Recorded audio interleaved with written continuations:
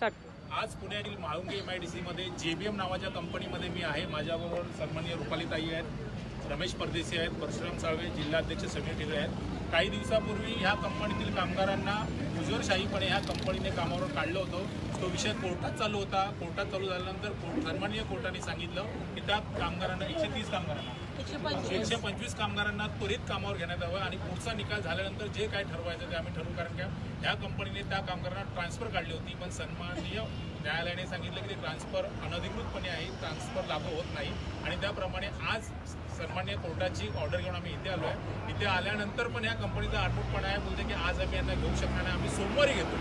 याच्यामध्ये या कामगारांचे 4 दिवस असेच जातात जे त्यांना भरून मिळणार नाही, बरोबर ना। आणि हे सर्व चालत असताना, हे सर्व होत असताना कुठे महाराष्ट्र नवनिर्माण सेना कुठेही कायदा आणि सुव्यवस्था होईल असं कुठलंही कृत्य करत नाही आहे। तरी ही जी कंपनी आहे ही पैशाच्या जीवावर ह्या कामगारांना ढकलून द्यायचा प्रयत्न करते।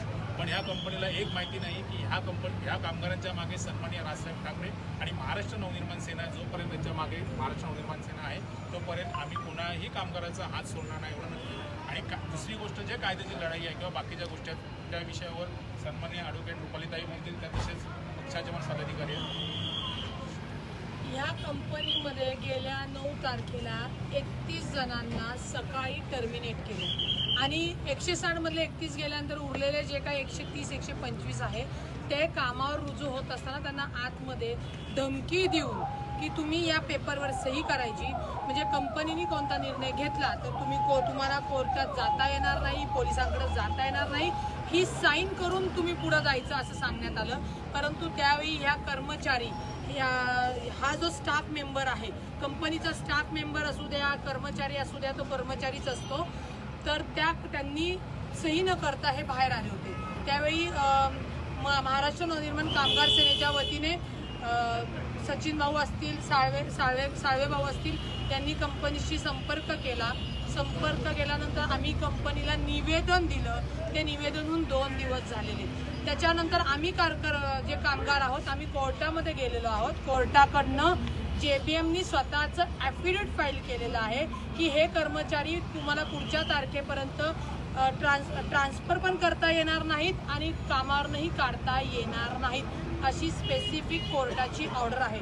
परंतु मला इथं दिसून आलं की दरवेळी मनसेला जे म्हणतात ना कायदा सुव्यवस्था पाळा, कायदा पाळणं गरजेचं, तर इथे स्वतः JBM कंपनी कायदा पाळत दिसत नाहीये आणि त्यांना संरक्षण द्यायला आपल्या महाविकास आघाडीचं महाराष्ट्र पोलीस स्वतः जातीने इथं उभं आहे। म्हणजे ज्या कर्मचाऱ्यांच्या पोटावर बेकायदेशीरपणे ही कंपनी लाथ मारते त्यांना संरक्षण न देता या कंपनीला संरक्षण देण्यात येतं। का तर कंपनीने महाराष्ट्र पोलिसांना काही सम अमाऊंट जी काय असते ती भरलेली आहे।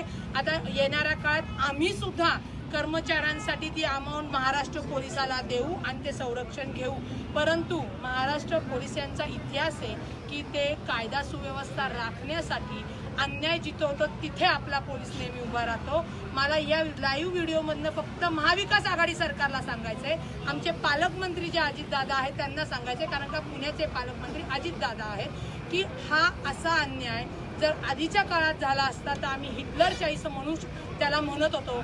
आता तुमच्या काळामध्ये जर हा प्रकार घडतोय तर त्याला आम्ही काय नाव द्यायचं आणि न्याय आम्ही कोणाकडे मागायचा, ही सन्माननीय अजितदादा यांची जबाबदारी आहे की इथे या म्हाळुंगेमध्ये हा प्रकार कशामुळे घडतोय, का घडतोय, का JBM कंपनीचा पैसा मोठा झालाय आणि कामगार छोटा झालाय, याचं उत्तर या महाविकास आघाडीच्या सरकारला देणं गरजेचंच आहे आणि ते बांधील। कारण का ज्या आधी तुम्ही ओरडत होता की हिटलरशाही आहे, पोलीस काम करत नाही, हे करत नाही, वॉट एव्हर जे काय आधीचं होत असेल, तर तुमच्या काळात नवीन काही घडत नाही, त्याच्यापेक्षा पुढची गोष्ट घडतीये। त्याच्याकडे सन्माननीय पालकमंत्री साहेब यांनी लक्ष द्यावं। आता त्यांना कामावर घेण्यासाठी सांगितलं असता आम्ही JBM कंपनीला विनंती केली की या ऑर्डरप्रमाणे तुम्ही लोकांना कामावर घ्या। त्यांचं म्हणणं आहे की आम्ही सोमवारी 10 वाजता त्यांना कामावर घेतो विदाऊट धमकी, थ्रिएटिंग न करता, आणि जर त्यांनी परत थ्रिएटिंग केलं तर ह्या पोलीस चौकीच्या ह्याच्यामध्ये आमची जी FIR आहे ती त्यांना FIR दाखल करून घ्यायला आम्ही सांगणार आहोत, नाहीतर आम्ही पिंपरीचे जे CP आहेत त्यांना भेटून सांगणार आहात। परंतु कायदा आम्हाला जेव्हा पाळायला लावता, कायदा सुव्यवस्थेची शांती आम्हाला ठेवायला लावता, तर समोरच्यानी पण ती ठेवली पाहिजे. कारण का कायद्यापेक्षा कोणीही मोठं नाही, ना JBM कंपनी, ना मनसे, ना महाराष्ट्र पोलीस. कारण का जेव्हा आम्ही या कंपनीत येतो तेव्हा त्यांच्या सिक्युरिटीपेक्षा पोलिसांची सिक्युरिटी जास्त असती. आता माहितीच्या अधिकारात नक्कीच आम्ही माहिती घेऊ की त्यांनी किती पैसे घेतले, कोणतं संरक्षण मागितलं. कारण का आमचा महाराष्ट्र पोलीस हा पैसे देऊन बेकायदेशीर वागणाऱ्याला संरक्षण देत नाही, हे कायद्यामध्ये आहे आणि त्या कायद्याचा आम्ही पुरेपूर वापर करणार आहोत.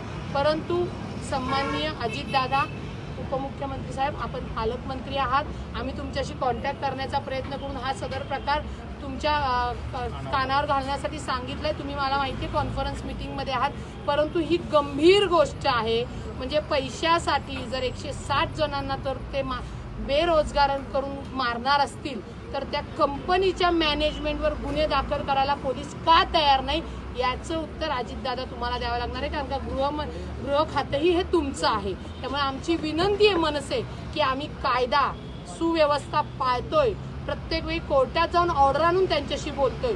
आता याच्या पुढे जर समजा कोर्टाच्या ऑर्डर सुद्धा त्यांनी ऐकल्या नाहीत, तर जे परिणाम होतील त्याची जबाबदारी तुमच्या पोलीस खात्याची आणि कंपनीची असेल, महाराष्ट्र नवनिर्माण सेनेची नाही. दुर्दैव एवढंच आहे की ही कंपनी पुण्यामध्ये आहे. पुण्यामधनं पालकमंत्र्यांचं घर कितीतरी किलोमीटरने जवळ आहे. त्याच्या बाजूला जे कामगार मंत्री आहेत दिलीप वळसे पाटील, त्यांचं पण घर कितीतरी जवळ आहे, म्हणजे एक 30-35 किलोमीटरपर्यंत असेल. हे सगळं अख्ख्या जिल्ह्यात चाललं आहे, तरी ना पालकमंत्र्यांना माहिती आहे ना कामगार मंत्र्यांना माहिती आहे. कामगार सन्माननीय राजसाहेबांवर विश्वास आहेत म्हणून आले आहेत आणि त्याप्रमाणे त्यांना आम्ही न्याय द्यायचा प्रयत्न करू.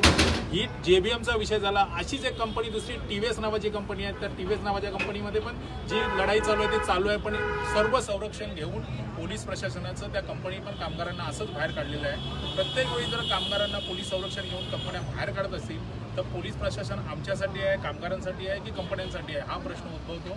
मला सन्माननीय अजितदादांना सांगणं आहे की अख्ख्या महाराष्ट्रात तुमची खाती आहे, एक घाव आणि दोन तुकडे करणारे तुम्ही मंत्री आहात. तुमच्या जिल्ह्यामध्ये जर असं कामगारांना रस्त्यावर यायचं असेल, सन्माननीय कामगार मंत्र्यांच्या घराच्या जवळून जर कामगार असे बेघर होत असतील, त्या कामगारांनी जायचं कुठे? आणि हा प्रश्न जर महाराष्ट्रातील प्रत्येक कामगारांना पडला असेल तर मला कामगारांना पण सांगणं आहे की ह्या लोकांनी जरी हात सोडला तरी सन्माननीय राजसाहेब तुमचा कधी हात सोडणार नाहीत. ज्या प्रकारे JBMच्या कामगारांना आम्ही बेकायदेशीरित्या बाहेर काढलं, त्यांना आतमध्ये ठेवलं, तसं महाराष्ट्रातील प्रत्येक कंपनीच्या मागे सन्माननीय राजसाहेब उभे राहतील. जय हिंद, जय महाराष्ट्र.